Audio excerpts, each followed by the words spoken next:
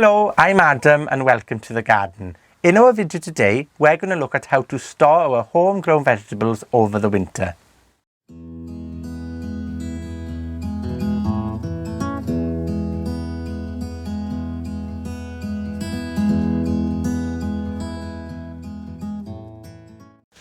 Knowing how to store our homegrown vegetables properly is vitally important if we wish to live more self-sustainable lives. You won't get much better than fresh vegetables from the garden during those winter months and even on Christmas Day. Most root vegetables store well in the garden over winter, but potatoes do need to be lifted, as when the soil gets wet, they do tend to rot. So one important thing to consider when raising potatoes is curing them. So when I prepare my potatoes, I place them for 8 to 12 hours on a sunny windowsill, allowing the sun to harden the skin on the potatoes, this prolonging their life and their shelf life. Also, try not to remove much soil from around the potato itself, because this also helps maintain freshness.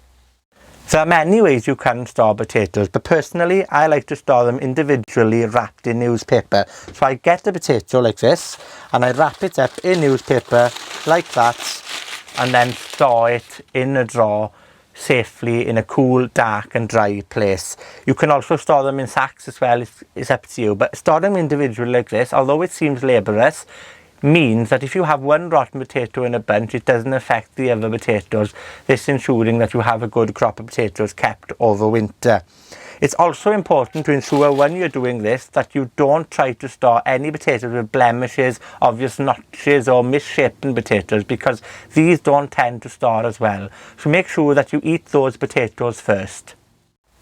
Another vegetable that stores well over the winter months are those of the allium family, such as onions or garlic.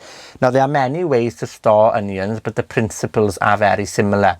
It's important that we cure the onions for around 3 weeks in a sunny position, allowing the skin itself to strengthen, creating a protective layer around the onion bulb. Also, when we remove the stem, try to leave 2 to 3 inches of stem left, this not allowing any bacteria or any kind of mildew or mold to enter the center of the bulb, rotting it from the core. Likewise with garlic as well. Now, you can store onions platted and hang them in a dry position, or keep them in a drawer like I've done here. So if you have an old drawer or an old bedside cabinet that you could recycle or repurpose at home, they make ideal vegetable storage units, only that to ensure that you create some ventilation holes in the back of those cupboards to allow the air to flow around the veg.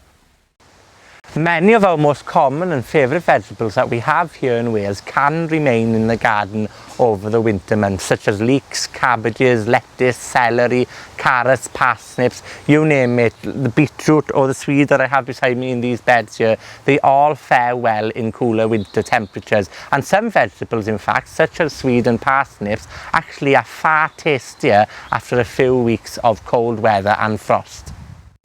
So think of your garden as a fridge, keeping your vegetables fresh during the winter months. But remember, only harvest bit by bit rather than harvest a lot at the same time, because the growing season comes to an end by November. Most leafy vegetables such as cabbages won't continue growing through the winter months, and therefore you won't have a replenished stock of vegetables.